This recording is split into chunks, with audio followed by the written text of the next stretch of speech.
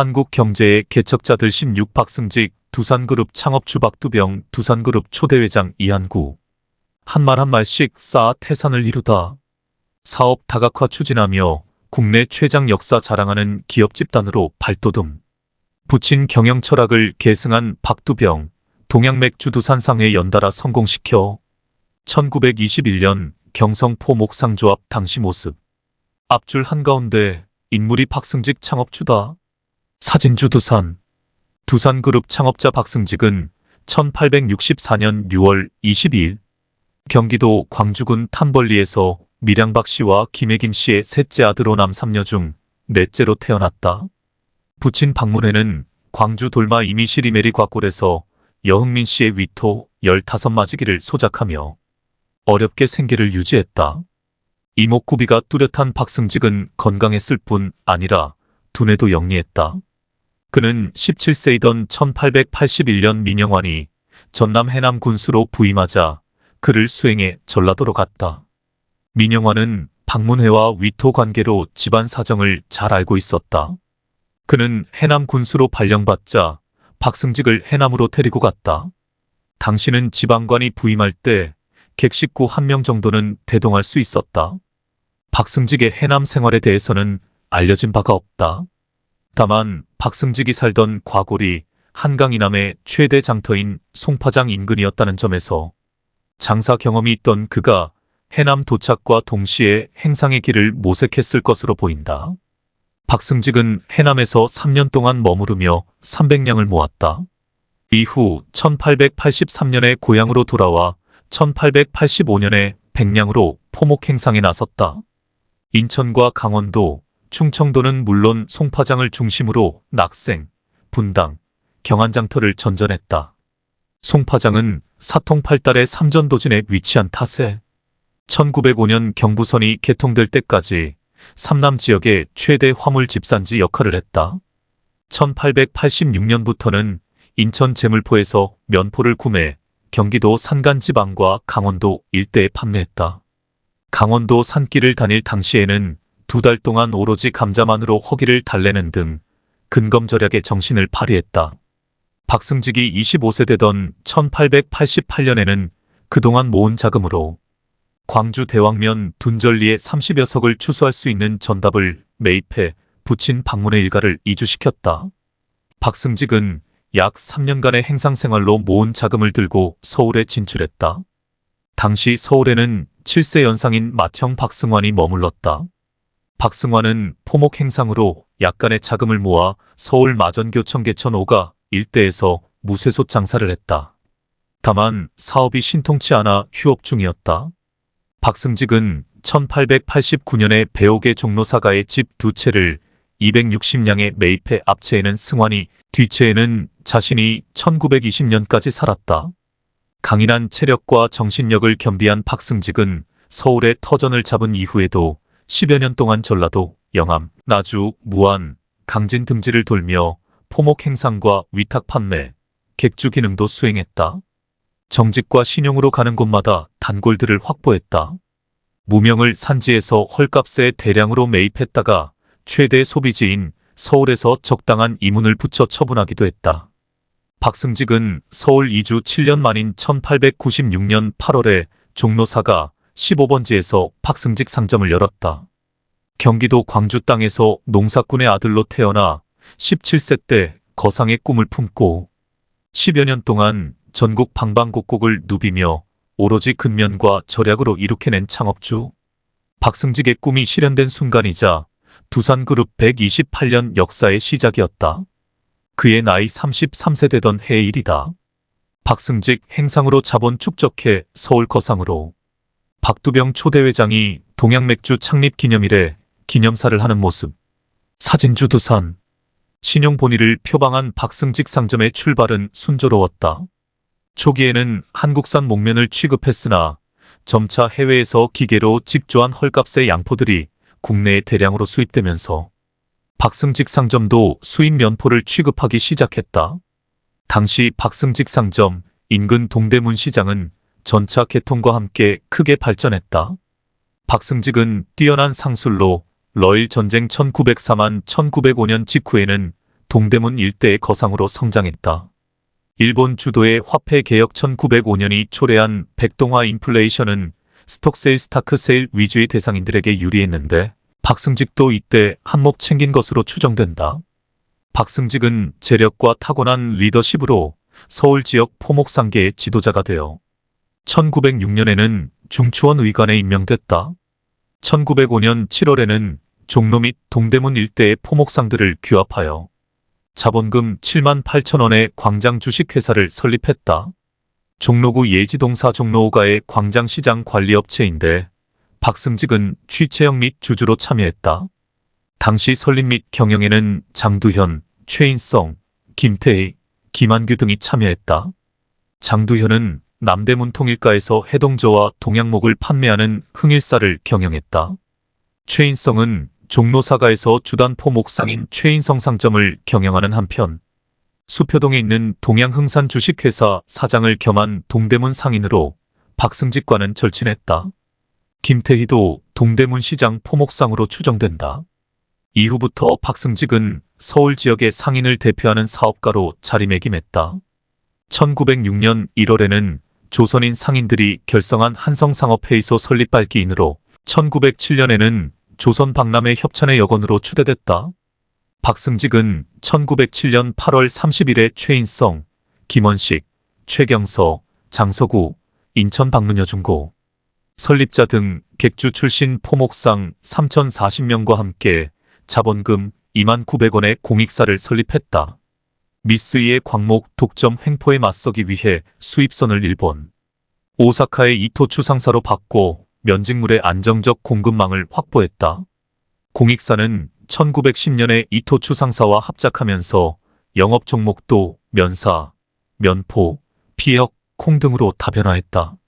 박승직은 815해방 때까지 공익사 사장을 맡았다.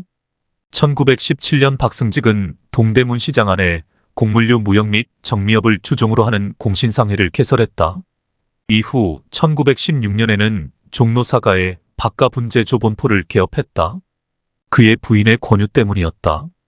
박가분은 당초에 경기도와 강원도 일대에 공급되었으나 점차 소비자들의 반응이 좋아지면서 전국의 박승직 상점 판매망을 통해 공급했다. 1920년에는 박승직의 자택인 종로구 연지동으로 생산 거점을 옮겼다. 당시 여공만 30여 명이 근무했다. 박가분이 선풍적인 인기를 독차지하면서 판매고가 한창 올라갔을 때는 1926년부터 1930년 사이였다. 분 한갑 출고 가격이 42전 오픈이었으며 소매로는 50전씩에 팔았다. 일상자를 분 20갑씩 단위로 포장했고 일개짝에 50상자를 담았다. 이 기간에는 보통 평균 10개짝씩 나갔다고 한다. 일상자 가격은 8원 50전, 일개짝의 가격은 425원이었으니 평균 10개짝씩 나갔다 하면 4,250원이라는 엄청난 판매고를 낸 것이다. 연강 박두병. 그러나 1930년대 초부터 일본산 고급 화장품이 유입되면서 매출이 줄어 박가분제 조본포는 결국 1937년 문을 닫았다. 아들 박두병, 은행원 그만두고 박승직 상점 입사. 박승직은 서울 이주 7년 만인 1896년 8월에 종로사가 15번지에서 박승직 상점을 열었다. 박승직 상점 1층 소매부의 모습. 사진 주두산. 박승직의 가정생활은 순탄하지 못했다. 15세에 결혼했던 첫 부인 김씨는 박승직이 서울로 이주하기 전에 별세했으며 이후 재혼한 노씨와도 1905년 사별했다. 박승직은 노씨가 사별하던 그해 재혼한 정씨와의 사이에서 3남 3녀를 뒀다. 박승직과 부인 정씨 소생인 박두병은 4남 6녀 중 장남으로 1910년 10월 9일에 서울 종로사가 92번지에서 태어났다. 박두병은 심상소학교와 전국 최고 명문인 경성중학교를 거쳐 1929년에는 경성고등상업학교에 진학했다. 경성고상은 1922년 4월에 국립으로 설립됐다. 당시 전교생 대부분은 일본인으로 1932년 박두병 졸업 당시 전체 졸업생 84명 중 한국인 학생은 17명에 불과했다. 박두병은 경성고상 졸업 직전인 1932년 3월 명씨와 결혼, 같은 해에 조선은행에 취직했다. 조선은행은 1909년 7월에 한국중앙은행 설립에 관한 협정에 근거해 중앙은행으로 설립됐다. 이후 1911년 3월 조선은행으로 변경됐다. 박두병은 침착하며 신중한 데다 겸손해서 윗사람들의 신임을 얻었다. 그곳에서 그는 구용서 한국은행 총재 역임과 장기 영경제기회관 장관, 역임, 백두진국 회의장 역임, 김영찬 상공부 장관 역임 등과 교분을 쌓았다. 구용서는 박두병의 경성중학교 선배이자 직장 상사였으며 장기영, 백두진, 김영찬 등은 그보다 2년 늦게 입사했다. 박두병은 약 4년간의 은행원 생활을 마치고 1936년 2월에 주박승직 상점 전무취체역으로 입사했다. 70대의 고령인 부친이 가업 승계를 요구한 탓이다. 김용관 박두병의 경성고상, 동기동창이 연강 박두병의 아호의 상점과 나란히 건물이 붙어있는 한성은행, 동대문지점으로 오게 됐다. 그들은 자주 만나게 됐고 점심도 같이 하는 때가 많았다. 때로 갑자기 자금이 필요하게 되면 연강은 김을 찾아가 말없이 손을 내밀었고, 그러면 김용관은 가능한 한돈을 돌려줬다. 연강 박두병, 박승직 상점은 1940년대 불황에 직면하기도 했다. 태평양 전쟁과 관련한 전시통 재경제 때문이었다.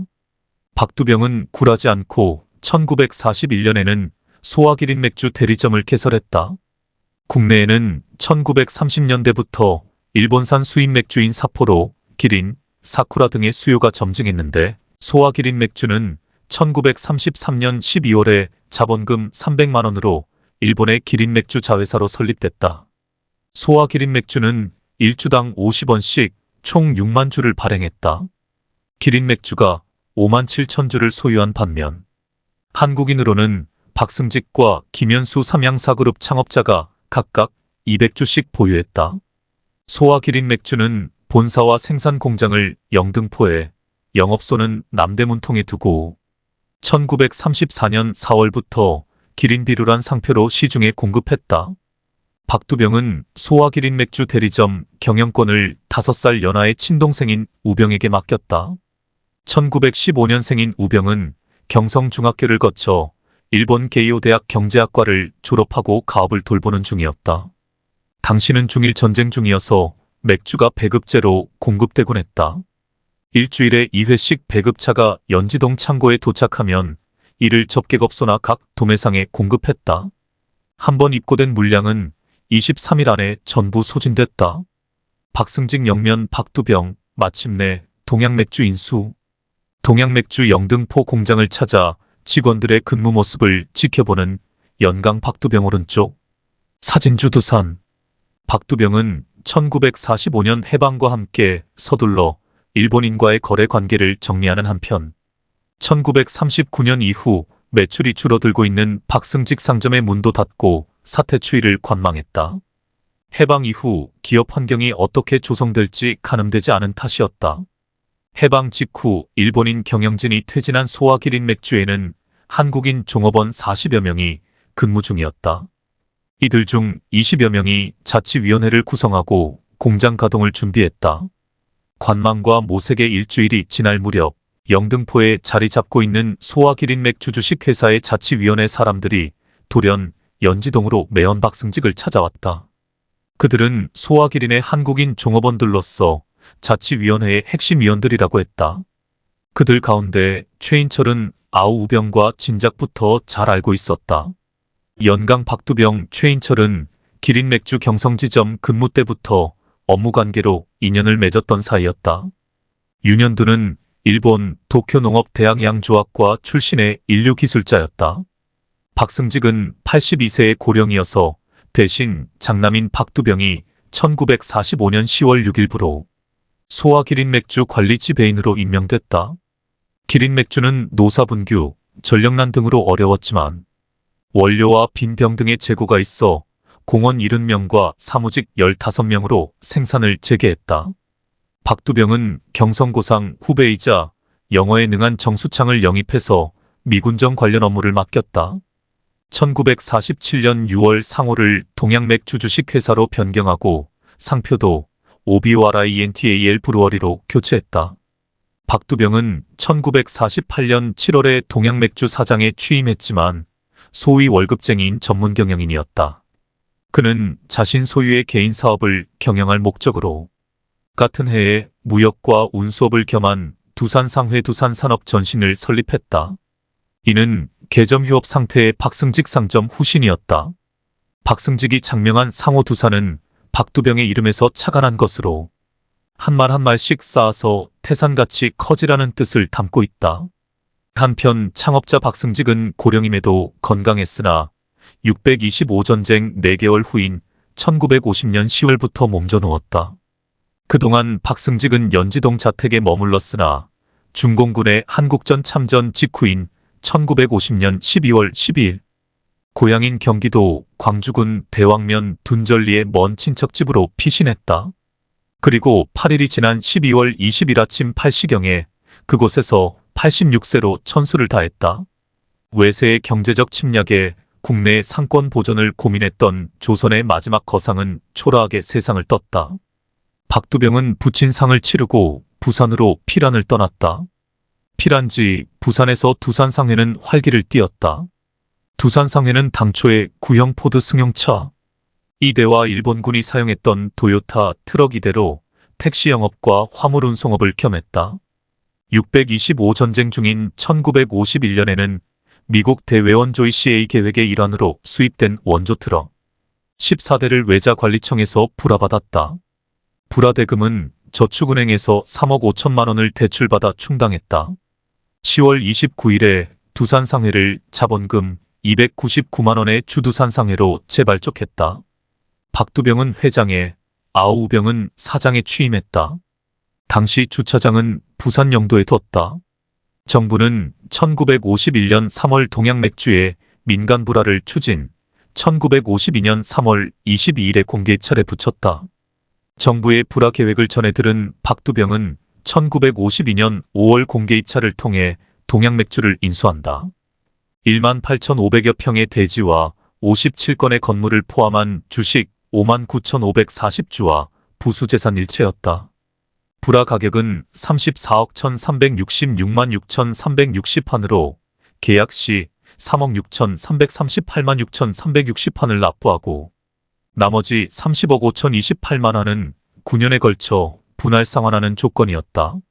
정부는 1953년 2월 정부는 전시 인플레 수습 차원에서 화폐 단위를 원에서 환으로 변경했다. 교환 비율은 1원 100원이었다.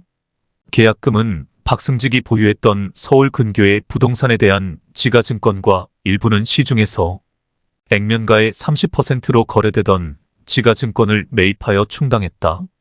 이로써 박두병은 국내 최대의 맥주 회사를 보유하게 됐다. 당시 폭발적인 전시 인플레는 엄청난 선물이었다. 두산의 첫 번째 다각화는 1960년 7월 동산토건 설립이었다. 동양맥주 영선과를 확충, 자본금 500만 원의 독립사업체로 발족한 것이다. 이 회사는 동양맥주 공장 건물 보수 및 사택 건설과 외부 주주 등으로 1970년대에는 국내 굴지의 토건회사로 성장했다.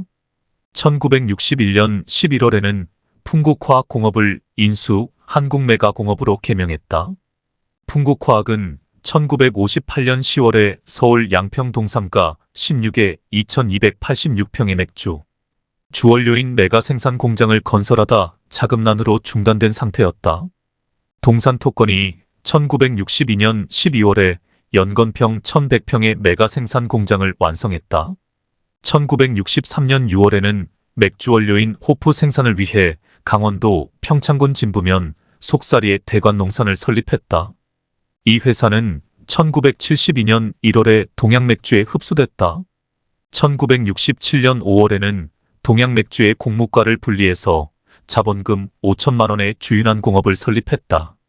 1970년 11월에는 고척동 76의 대지 1710평, 건평 702평을 확보하고 중형자동차 정비 및 기계 제작업체로 거듭났다.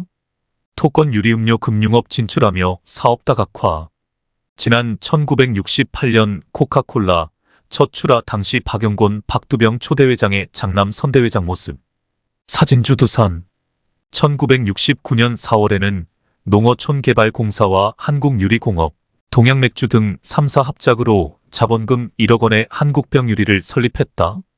경부선 군포역 인근인 경기도 시흥군 남면 당리 140의 1에 1만 3천여 평의 부지를 확보하고 일본 동양그라스에 건설을 맡겼다. 1970년 7월 동양맥주가 한국유리 주식 35%를 인수해서 동양맥주는 한국병유리 주식 95%를 확보했다. 1971년부터 한국병유리는 맥주병, 환타, 콜라병 등을 생산했다. 한국병유리는 동양맥주와 한양식품에 납품했을 뿐 아니라 그해 10월에는 일본에 콜라병 40만 달러를 수출했다. 동양맥주는 원료인 호프, 메가의 생산에서부터 병유리까지 자체 생산함으로써 수직 계열화를 완성했다. 다른 업종으로의 다각화도 병행했다. 첫 작업은 박두병이 1956년에 합동통신사의 주식 49%를 인수한 것이다. 1960년 419혁명 이후에는 박두병이 경영난을 겪던 합동통신의 나머지 주식도 인수했다. 둘째, 금강융단 자본금 500만 원을 인수했다. 금강융단은 1955년 11월에 서울 물레동의 대지 2584평, 공장 1031평을 마련하고 국내 최초로 융단을 생산해서 연 5만 6만 달러를 수출 중이었으나 경영난으로 박두병이 1964년에 주식 51%를 인수했다. 당시 정부는 수출 실적이 있는 자만 수입 무역을 허가하고 있어 동양맥주는 몰트, 호프 등의 수입에 수출 실적이 필요했던 것이다. 셋째, 동양맥주는 1956년부터 청량음료 사업에 진출하여 오비시날코를 생산했다. 1962년부터 오비콜라도 생산했으나 원액 확보 애로로 박두병은 코카콜라와 연결, 1966년 5월에 자본금 2억 원의 한양식품을 설립했다. 코카콜라로부터 원액을 공급받아 시판 및 군납하기 위해서였다. 30만 달러의 차관을 얻어 영등포구 독산 동 310의 1의 대지 1만 5천 평을 확보하고 1967년 3월부터 동산토건이 시공하여 1968년 2월에 완공했는데 생산 능력은 1분당 370병이었다. 넷째, 수산업에도 진출했다. 1965년 6월에 충남 서산군 근흥면 정중리 일대의 해안 18만 평에 대한 공유수면 매립허가를 얻고 내자 및 한일 어업 협력 자금으로 1966년에 14만 5천여 평의 새우 양식장을 완공했다. 1968년 7톤, 1969년 13톤, 1970년 8톤을 생산해서 국내 판매 및 수출했다. 다섯째, 1970년대에 금융업에도 진출했다. 1972년 83조치 이후 정부는 사채업을 제도금융권으로 흡수하고자 단자회사 설립을 추진했다. 재벌들은 단기 금융업에 적극 진출했다. 당시 두산도 1973년 6월 국내 최초의 단자회사인 한양투자금융을 설립했다. 여섯째, 1974년 2월에 한국 OAK 주식회사 자본금 102만 2,900달러를 미국의 OAK와 합작으로 설립했다. TV, 라디오, 전자계산기 등의 인쇄회로 기판과 배관밀 봉용 테이프 생산을 목적으로 1974년 4월에 경기도 김포군 오정면 오정리의 부지 9,223평, 공장 1,000평을 완공하고 생산에 착수했다. 이로써 동양맥주는 산하의 무역, 건설, 기계, 농수산, 병유리, 청량음료, 금융, 언론 등 다채로운 복합기업 집단을 형성했다. 1970년대 중반에는 재계의 전면에 부상했다. 박두병은 63세로 세상을 떠난 순간까지 한국 경제의 발전을 위해 노력한 기업가였다. 그의 경영 덕분에 두산그룹은 오늘날 현존하는 국내 기업들 중에서 역사가 가장 오랜 기업이 됐다. 어려서부터 행상으로 잔뼈가 굵은 창업자 박승직이 1896년 8월에 서울 종로사가 15번지의 박승직 상점을 개설한 이후 올해로 128년 동안 존속 중이다. 국내 최고 기업 이룬 두 부자. 두산의 역사는 한국 현대 경제사와 궤를 같이 한다. 1876년 개항 이후 조선이 일본의 반식민지, 식민지로 전락하면서 이 땅에 식민지 공업화가 진행됐다. 주변적 존재였던 한국의 토착자본은 근대적인 상사 조직으로 탈바꿈했으며 1945년 해방 이후에는 자립경제 건설의 대해 아래 상업자본들이 산업자본으로 전환됐다. 그 중심은 소비 재산업 위주의 경공업이었다. 자본과 기술이 턱없이 부족한 후진국 공업화의 한 단면이었다. 두산의 역사에서 창업주 박승직은 행상으로 축적한 자본을 박승직 상점, 공익사, 광장 주식회사 등으로 진화시켜 두산그룹의 기초를 닦았다. 장남 박두병은 선대에서 축적한 상업자본을 동양맥주에 투자해서 두산그룹을 완성했다. 두산그룹은 박승직, 박두병 등 부자 이대에 걸쳐 완성됐다.